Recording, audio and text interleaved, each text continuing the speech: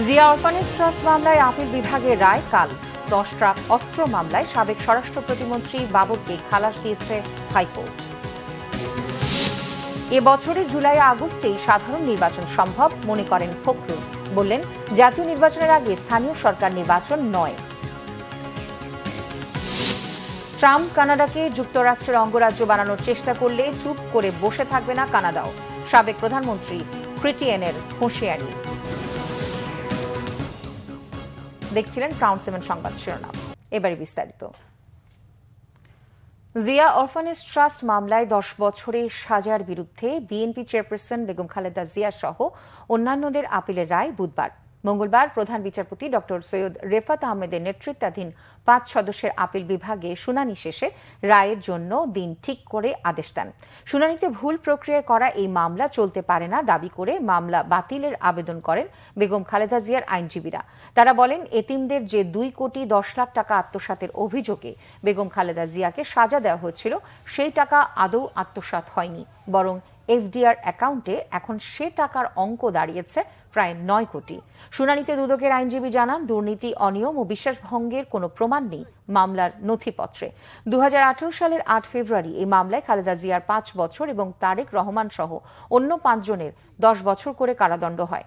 পরে ওই বছরই 30 অক্টোবর হাইকোর্টে খালেদা জিয়ার সাজা বাড়িয়ে 10 বছর করা হয়। হাইকোর্টের এই রায়ের বিরুদ্ধে লিভ টু আপিল করেন খালেদা জিয়া।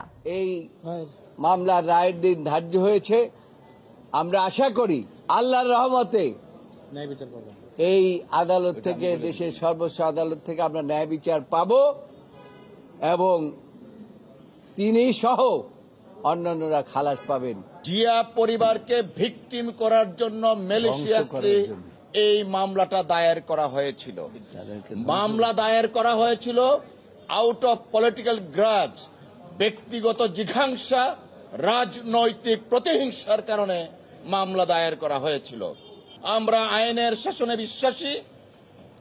এই মামলায় দেশনেত্রী বেগম খালেদা জিয়া, বিএনপির ভারপ্রাপ্ত চেয়ারম্যান জনাব তারেক রহমান সাহেব সহ অপরাপর সকল আসামি আগামীকাল ন্যায় বিচার পাবেন ইনশাল্লাহ।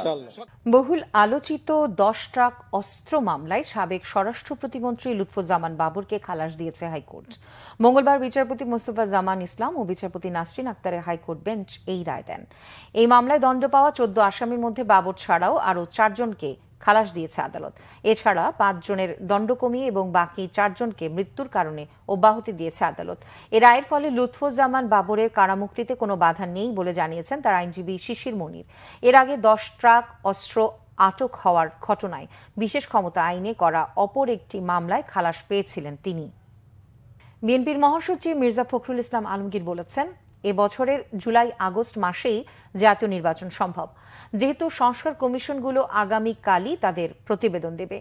জাতীয় সংসদ নির্বাচন বিলম্ব করা ঠিক হবে না বলে মনে করেন তিনি। সোমবার রাতের স্থায়ী কমিটির বৈঠকে বিষয়বস্তু নিয়ে মঙ্গলবার গুলশানে চেয়ারপারসনের কার্যালয়ে সংবাদ সম্মেলন করে বিএনপি।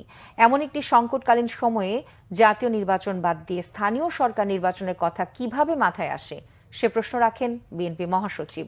রাজনৈতিক সরকার ক্ষমতায় আসলে স্বৈরাচারের বিচার হবে না, বিভিন্ন মহলের এমন বক্তব্য প্রসঙ্গে মির্জা ফখরুল বলেন, রাজনৈতিক সরকার দিয়ে ফাঁসি হয়েছে অতীতে, রাজনৈতিক সরকারই বিচার করে। বিএনপি এবং জামায়াত ফ্যাসিবাদের আমলে সবচাইতে অত্যাচার নির্যাতন হয়েছে। যে বিচার শুরু হয়েছে তা থেকে সরে আসার সুযোগ নেই, তবে তড়িঘড়ি করে ফ্যাসিবাদের বিচার হলে তা প্রশ্নবিদ্ধ হবে বলে মনে করেন তিনি। বেগম খালেদা জিয়া আগের চাইতে ভালো আছেন বলে জানান মির্জা ফখরুল। নির্বাচন সংস্কার সংক্রান্ত যে কমিটি, সেটার মধ্যে রিপোর্ট এসে যাবে, কালকেই দেবে। সুতরাং আমার মনে হয় না যে এটা আমরা আরও বিলম্বিত করার প্রয়োজন আছে, কারণ যত বিলম্ব হচ্ছে ততই রাজনৈতিক এবং অর্থনৈতিক সংকট আরও বৃদ্ধি পাচ্ছে। কারণ আমরা বারবার করে বলছি যে আসলে নির্বাচিত সরকারের কোনো বিকল্প নেই, এটা গণতন্ত্রে এটাই হচ্ছে সবচেয়ে ইম্পর্টেন্ট বিষয়। তো সেই ক্ষেত্রে আমরা মনে করি যে এই বছরই মাঝামাঝি সময়, অর্থাৎ আপনার জুলাই আগস্ট মধ্যেই নির্বাচন সম্ভব। এবং আমরা এই কারণেই আমরা সরকারকে আহ্বান জানাচ্ছি, নির্বাচন কমিশনকে আহ্বান জানাচ্ছি এবং রাজনৈতিক দলগুলিও প্রতি আহ্বান জানাচ্ছি যে দেশের বৃহত্তর স্বার্থে এই বছরের মাঝামাঝি সময় নির্বাচন অনুষ্ঠানের জন্য আমরা ব্যবস্থা নিতে পারি। বৈষম্য বিরোধী ছাত্র আন্দোলনের আহ্বায়ক হাসনাত আব্দুল্লাহ বলেছেন, পরবর্তীতে যারাই ক্ষমতায় আসবে তারা যদি তরুণ প্রজন্মের ভাষা বুঝতে ব্যর্থ হয় তাদের পরিণতিও আওয়ামী লীগের মতোই হবে। জুলাই বিপ্লবের ঘোষণাপত্রের দাবিতে গণসংযোগ ও লিফলেট বিতরণ কর্মসূচি পালন করতে গিয়ে সকালে নারায়ণগঞ্জ শহীদ মিনারে এক পথসভায় কথা বলেন তিনি। তরুণদের বাদ দিয়ে যদি কোনো এজেন্ডা বাস্তবায়ন করার চেষ্টা করা হয় তা মেনে নেওয়া হবে না বলেও হুঁশিয়ারি দেন তিনি। বলেন, ফ্যাসিবাদের পক্ষে যারা কথা বলবে, যে মিডিয়া কাজ করবে তাদের বিরুদ্ধে থাকবে তরুণরা। হাসনাত আব্দুল্লাহ আরো বলেন, আওয়ামী লীগ রাজনীতি করতে পারবে কিনা এটা এখন প্রাসঙ্গিক না। আওয়ামী লীগের ওয়ার্ড থেকে শুরু করে কেন্দ্র পর্যন্ত প্রতিটি নেতাকর্মীকে আইনের আওতায় নিয়ে আসতে হবে।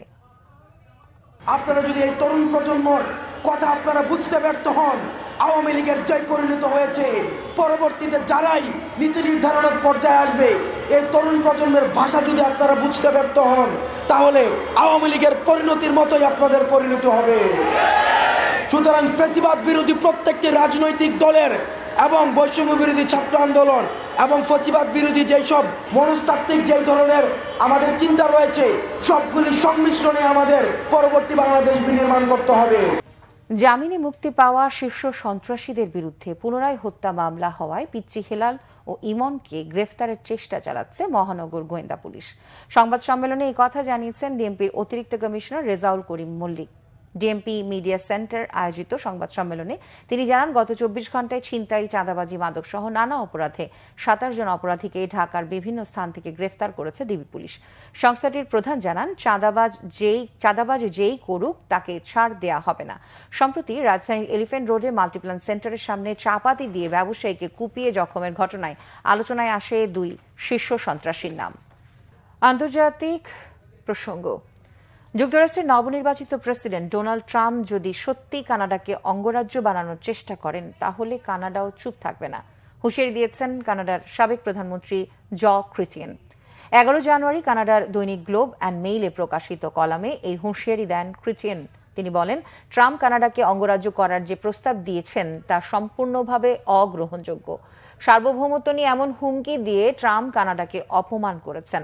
ট্রাম্পের প্রচারণার বিরুদ্ধে লড়তে থাকা কানাডা সরকারকে প্রস্তুত থাকার আহ্বান জানিয়েছেন ক্রিটিয়েন। এদিকে ক্রিটিয়েনের হুমকির প্রতিক্রিয়ায় ট্রাম্প আবারও বলেছেন কানাডাকে 51তম অঙ্গরাজ্য হিসেবে দেখতে চান। গত বৃহস্পতিবার সামাজিক মাধ্যম ট্রুথ সোশ্যালে যুক্তরাষ্ট্রের মানচিত্রের একটি ছবি পোস্ট করেন ট্রাম্প। সেখানে কানাডাকে যুক্তরাষ্ট্রের 51তম অঙ্গরাজ্য হিসেবে দেখানো হয়েছে। এই ছিল এখনকার মতো। পরের সংবাদ সন্ধ্যা 6টায়, এর আগে বিকেল 5টায় রয়েছে নিউজ টপ 10 দেখার আমন্ত্রণ রইল। এছাড়া বাংলা ভিশন সংবাদ ও সংবাদ সংশ্লিষ্ট অনুষ্ঠান দেখতে ভিজিট করুন www.bbnews24.com ও facebook.com/banglavishnnews এবং সাবস্ক্রাইব করুন youtube.com/banglavishnnews। এতক্ষণ সাথে থাকার জন্য ধন্যবাদ সবাইকে।